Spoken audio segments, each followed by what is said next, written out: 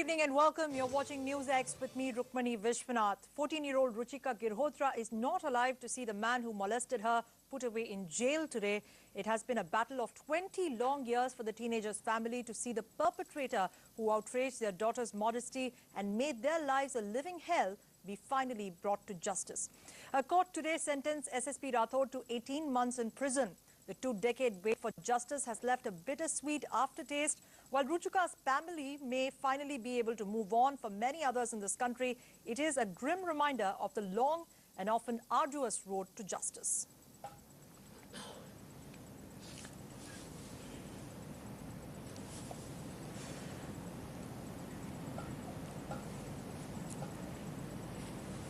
And is justice delayed, justice denied? Before we discuss that with our panel of guests later on in the show today, let's quickly take a look at the events of the day where SPS Rathod was finally sentenced to 18 months in prison by a Panchkula Sessions Court, which handed out the verdict. But Rathod did his best to avoid going to jail. He filed a medical petition in the court through his wife and counsel Abha. It was, however, later dismissed. I think minimum a month's custody will be there. Today only the court very categorically mentioned that he should be taken into custody. For the former Haryana top cop, law had finally caught up. Here is where he's expected to spend the next year and a half. He tried to get reprieve on medical grounds, but the court would have none of it. Finally, after 19 long years, justice has been delivered in Ruchika case. The famous smile was missing on SPS Rathod's face when he came out of Chandigarh court. Ruchika Girhotra's family and friends welcomed the verdict. Their stand had been vindicated.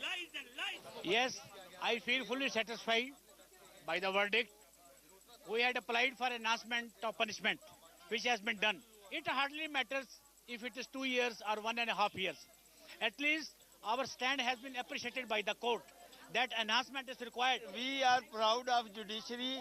It is a right decision and it has proved that even a powerful man like Rathod cannot escape punishment from the law. In December last year, a CBI special court had convicted and sentenced Rathod to 6 months in jail for molesting Ruchika in 1990. Ruchika committed suicide in 1993.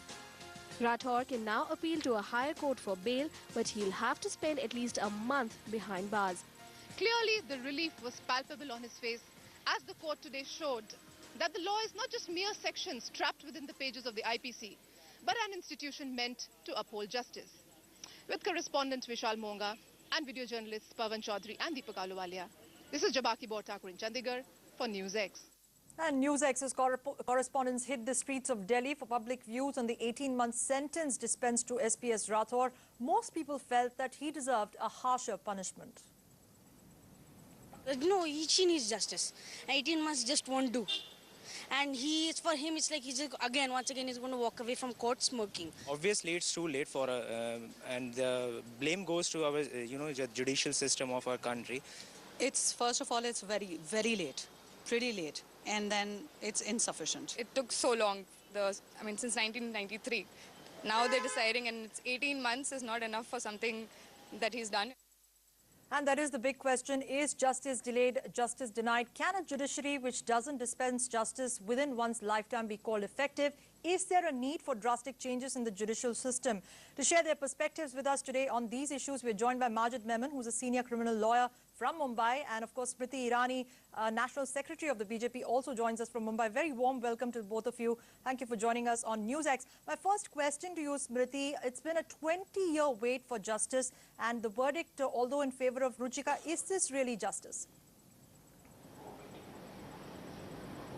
I think justice was not only delayed, but the justice given today looked more like a slap on the wrist.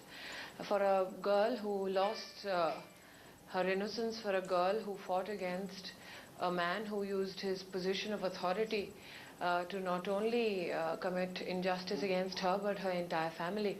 Today I feel somewhere the family must feel that justice has been denied to them. For a father to lose a daughter, for a father to see the daughter go through humiliation and not being able to protect her. I think tonight Ruchika's family doesn't feel that their journey has been fulfilled.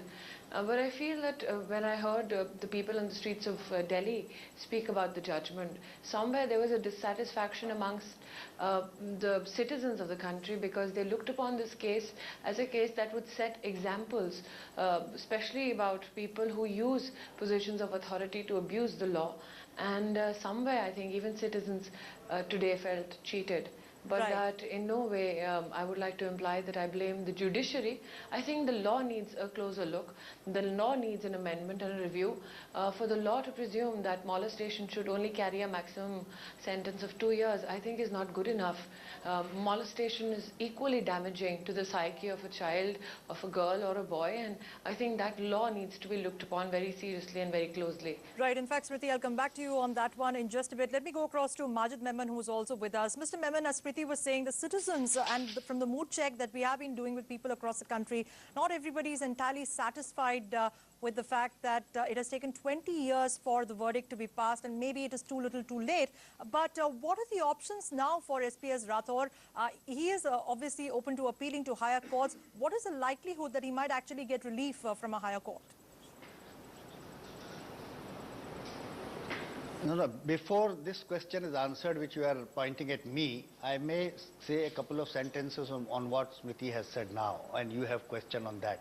Number one, 19 or 20 years time for a molestation case to wind up in the trial court or in the first appeal court is a matter of shame for all of us.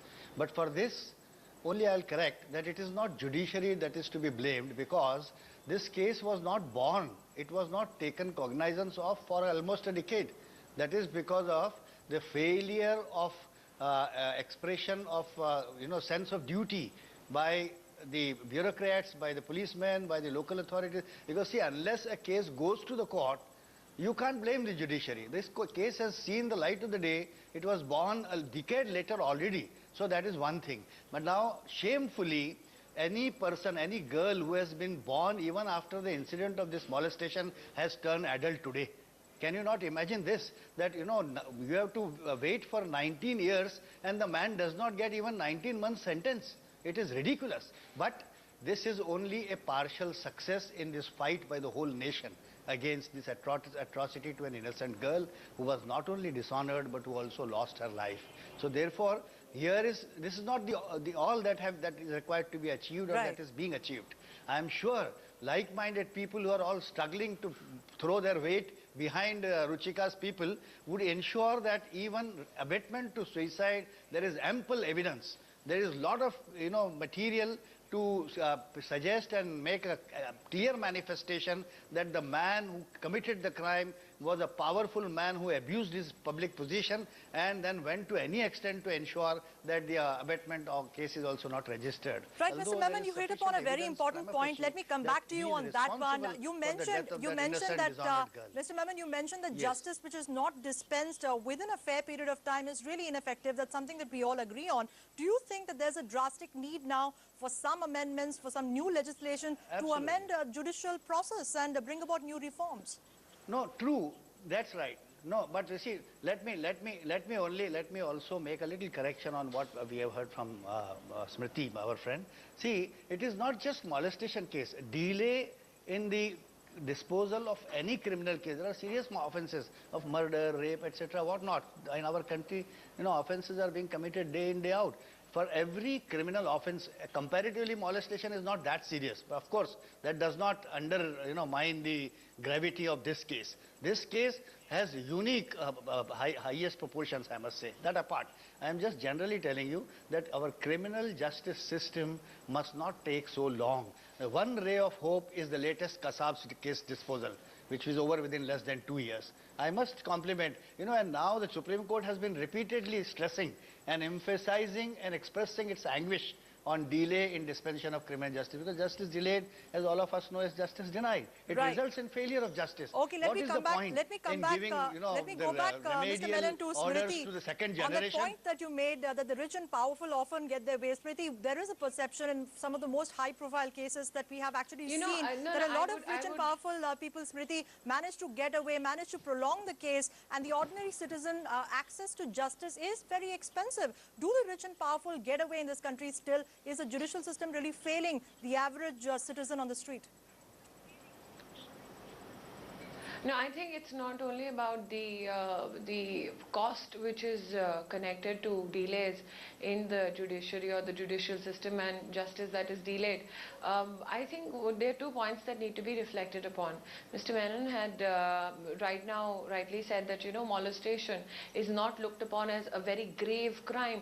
I think, but that's where, you know, the need to awaken a lot of the gentry or a lot of civic society rests. Molestation is something which is extremely severe for a child or for a woman or for anybody who goes through that humiliation, that pain. And somewhere we need to, as a society, recognize that it's as grave a crime as rape. One cannot walk away with a slap on the wrist for molestation per se. As far as delay in justice, absolutely, I think Mr. Menon has hit the nail absolutely directly. The fact that local authorities did not let this case see the light of day, something that one needs to investigate. One needs to bring to book all those who denied and delayed justice for this family. But one also needs to highlight here that what we see even today has only been possible because the media highlighted the lapse that the family underwent. The media highlighted the struggle that the family underwent. I am absolutely horrified when I imagine what would have happened to this family if the media had not taken interest in this case. Smriti, you make a very, very important point there. Let me toss that back to Mr. Menon. This is a common perception now. Take some of the most high-profile cases in the recent past, the Jessica Lal murder case, the Priyadarshini Mattu case. The media played a very important role even in the Ruchika Girotra case. What happens to the justice system and to these particular cases if the media had not taken the kind of interest that it did and had not highlighted the problems of the people involved in the case? Do you think that they would have got justice? You know, I agree. Yeah, I agree entirely with what Smriti has said, that had this case not been exposed to the extent it has been, probably things would not have come to light and truth would have remained under debris. But then certain people, certain section of the society I have been seeing in today's, after today's pronouncement, and even in the past, I have been experiencing these kinds of high-profile matters, and then people's opinion I am countering also. Now today also I have heard several people from different corners of the country saying that it was a media trial. I am sorry that I entirely disagree with this. Is no media trial. And media, some people allege that media has overstepped its authority and has influenced the verdict. This is absolutely ridiculous, contemptuous and incorrect. You see, the learned judge, you must have faith in him, and I'm sure everybody has. And learned judge is not going to be guided by what media is going to show or what sentiments are being shown. If some woman is crying on the television, therefore the judge would convict, is something ridiculous. The learned judge has weighed the evidence which was on record. The lower court probably was in error in giving only 6 months. The first court of appeal has enhanced it to 18 months, although not 24 months, after appreciation of evidence and absolutely within its legal and judicial framework. So therefore, to say that media is responsible for the plight of Rathod, who would have otherwise gone out. But one thing I am sure, that we must salute the good Samaritans, like people who have assisted Ruchika's people, all those who have contributed in this effort to ensure that this failure of justice is somehow cured. And media has indeed played a very significant role. We must compliment media, every channel which went out of the way to cover up everything, to bring to the notice of the whole country, including the judges, lawyers and everybody, that look here is an instance which will be an eye-opener in matters where there is a gross failure of justice. Right. And I'm sure this is a good thing. You're and absolutely we want right. such things to be encouraged. But for every case which receives a lot of publicity, there are millions of others that don't really get heard. Smriti, there are lots of cases due to shoddy investigations. We've been seeing really poor conviction rates. We've been talking about frame-ups in high-profile cases and so on and so forth. There's a lot of disillusionment with the judiciary as well, along with the heartwarming cases when you see good verdicts come out. But do you think that the system can really do justice to the poor at a time when these things are happening, at a time that the rich and powerful are really calling the shots? You know, this was a case which would have told now us see, there are whether two the law is important equal elements for in all, our society. whether In those democracy, Right, Smriti, you can take this and I'll come back to Mr. Menon on that one. No, I just felt that this was a case which could have highlighted to us whether the law is equal for everyone. I mean, that is what we've been taught since we've come to a maturity and an age to understand our fundamental rights. But somewhere today, citizens across the nation feel that you can be in a powerful position, you can abuse the law, you can abuse the system, and you can get away with it, which is setting a very dangerous precedent. Because when people stop believing in the fact that they will get justice, it brings about a disbalance in society.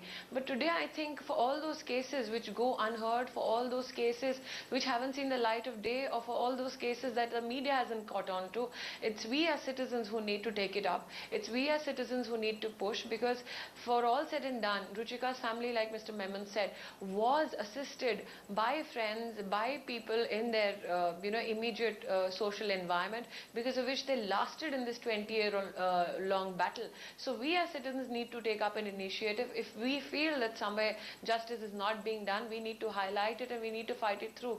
And that's all that we can depend on today. When those in authority want to abuse their positions of power, it totally depends on the citizen then to ensure that justice is done, or at least an injustice is brought to light. Right, Mr. Memon, you'd like to respond to that? yes, I wanted to just tell you that, it is true that even today, with our experience, I am telling you, that there are several powerful people in powerful positions, either enjoying high political or social positions or enjoying a great financial strength. These people are able to maneuver. These people are able to prevail upon the investigators, the detectives, the prosecutors, and then make the case either weak or make it deliberately, some kind of a loophole left. And then in the trial also, they hire the top lawyers and then resort to all means to ensure that either the calamity is deferred for an unduly long time or it is manipulated. And this is happening even today. And therefore, cases like Ruchika, where a woman, a girl coming from not a very wealthy or a well-known family, yet she is supported by good Samaritans from society, from media, the support that she got partial justice today. Now, there are people, powerful people in our society, particularly high-ranking policemen or high-ranking politicians or such people who not only believe that they are above law, but they sometimes believe that they are law unto themselves. And whenever Supreme Court is confronted in our country, if you look at some landmark decisions of Supreme Courts, by way of precedents, they have become laws now. Right. What they say, that Supreme Court has repeatedly expressed this deep anguish to, abuse of authority, and like custodial deaths, like offences like this. Supreme Court says that if an ordinary person commits an offence, well, he is a recipient of an ordinary sentence. Okay, but if Mr. an Memon. extraordinary Okay, Mr. person Memon, in you've extraordinary made your point. Let me, in fact, go across to Ranjana Kumari. Mr. Memon, let me go across to Ranjana Kumari, who is the director of the Center for Social Research, who now joins us in this discussion. A very warm welcome to you also, Ranjana. Mr. Memon and Smriti were making that point, something that has been debated, that the rich and powerful seem to get away with a lot. Let's take the case of Ruchika. SPS Rathod has managed to delay the trial for 20 years, and the verdict comes out today, but there is also scope for him to appeal to the higher courts, and the fact that he might get away is something that is concerning a lot of people. Do you think that the rich and powerful really get away from the judicial system in most cases in this country? Well, it is very obvious the way you see what happened in Ruchika's case and how 19 years to be managed, by getting the adjournments, by not producing the right kind of evidence, but also perhaps the witnesses don't come didn't come for the court, and also what was the lawyer from her side was doing. So I think it's all kinds of, connivance between the people. There's corruption, there is delay, there are all that put together. The rich and the powerful can really manipulate and corrupt the system to their own advantage, and this is what has come through, completely through this whole expose that happened when everybody, all the media was after Ruchika's case, and every, when everything was exposed to the nation, everybody now knows how they manage, how rich and powerful people manage the system to their advantage. That's true. In fact, let me go back to Smriti. Smriti, we've been talking about the urgent need for judicial reforms. I'd just like to quote something that was really referred to in an article of Outlook magazine dated the 11th of December 1996. It says about 10% of our laws can be scrapped right away. About 40% in use have become obsolete, and so on and so forth. There are a lot of conflicting provisions that they serve far more as instruments of harassment than really help as an effective means for justice. Why isn't anything being done to bring in, to usher in judicial reforms when there is a clear awareness of this fact? But somewhere there needs to be a citizen's pressure on the polity of our nation which says that we need these reforms in these laws. We need amendments which understands the gravity of an act like molestation or sexual harassment. We can't brush under the carpet events like this in any human being's life because they are life-altering incidents, and there has to be a seriousness with which these cases need to be reviewed. Today's verdict, I think, somewhere needs to help us realize that the battle is not over yet for Ruchika's family. And the family will feel, I presume, fulfilled when we get not only justice for Ruchika, but there should be no other Ruchika in the country ever again. That is only possible when the citizens insist that the government, all political parties across the spectrum, ensure that an amendment is made and a serious look is taken at sexual crimes. Right, let me go back to Mr. Memon. Mr. Memon, you are a lawyer, and I have to ask you this. How much are lawyers really responsible for delaying trials in this country? The Chief Justice, former Chief Justice himself has said that a lot of lawyers are more interested in making money than actually executing the business of law.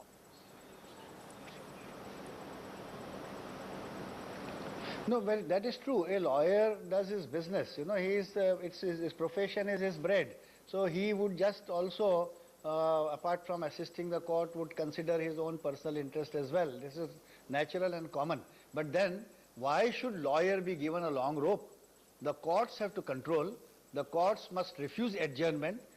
See, on the drop of a hat, adjournment is sought. I have got cold, so I am not appearing today, therefore give me 1 month's adjournment. You have to put your foot down to such requests and adjournment. But then now there has been a light. I must tell you one thing, even for the benefit of your other participants and the viewers, that now we have got opening of fast-track courts. Now the courts are being, a number of courts are growing. The judicial cognizance has been taken by the Supreme Court on the backlog of cases as far as particularly criminal matters. And therefore, as I said, see, Kasab's matter is over within less than 2 years, which is indeed a landmark. And indeed, you see, something which is literally achieved by us. I think now we are on the right course, and soon the backlog should be wiped off, as our former Chief Justice, Justice Balakrishnan, has been endeavoring for the last more than a year. And we will see the impact in another year's time or so, that the arrears would be substantially cut down. But then, as Smriti said, I agree that there is need to have public pressure for judicial reforms, and judicial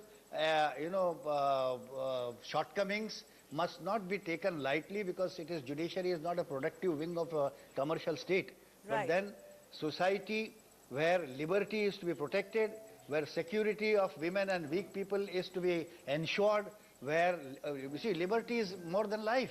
As we say, unless you safeguard your liberty and unless you protect common man and innocent people from crime, you can't prosper even otherwise in any other side of your life. Fair point, Mr. Memon. Let me go back to Smriti. Smriti, I want to bring up the topic of affordability of the judicial costs as well. The Prime Minister has said recently that equality before the law cannot become a living reality as long as ordinary citizens do not have access to justice at affordable cost. How serious do you think this problem is? No, but I think that's absolutely correct. The rich and famous, like Mr. Memon had pointed out earlier, get away with murder at times because they can afford a lawyer that can seep them through the loopholes, that can maneuver, that can delay and hence deny justice to those who can't afford a great big shot lawyer. Somewhere that disparity needs to be covered, but that is only possible when the legal system, especially those lawyers who seek to ensure that they practice the law only to deliver justice and not to make money, need to come forth and help those who are underprivileged and who are seeking justice bridge that gap. It is only going to be possible by the activism of lawyers and citizens who want to ensure that ours is a just society.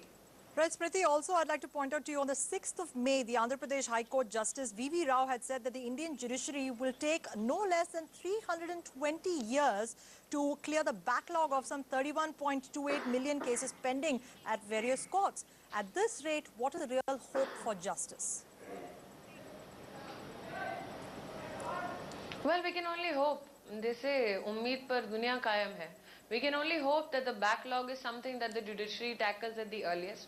We can only hope that we don't see delays in cases like we saw in the case of Ruchika, because generally justice delayed is justice denied. But I think somewhere one needs to take an active participation to ensure that this hope of ours turns into reality. If the judiciary itself has pointed out the severity of the backlog, then the judiciary needs to provide a kind of a balance, a kind of a way out. Well, let me get a final comment in from Ranjana Kumari. Ranjana, does the functioning of the judicial system make you optimistic or pessimistic about the future?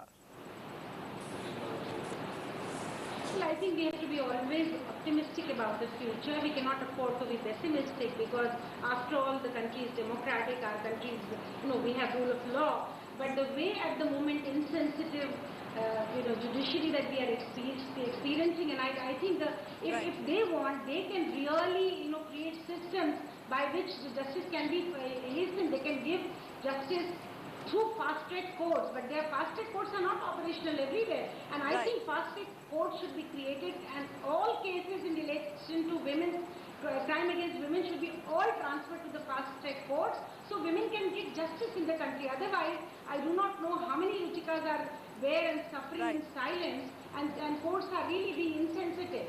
Right, Ranjana, on that optimistic note, we'll leave it there for now. Thank you very much, Ranjana Kumari, Majid Memon and Smriti Irani for joining us in this discussion.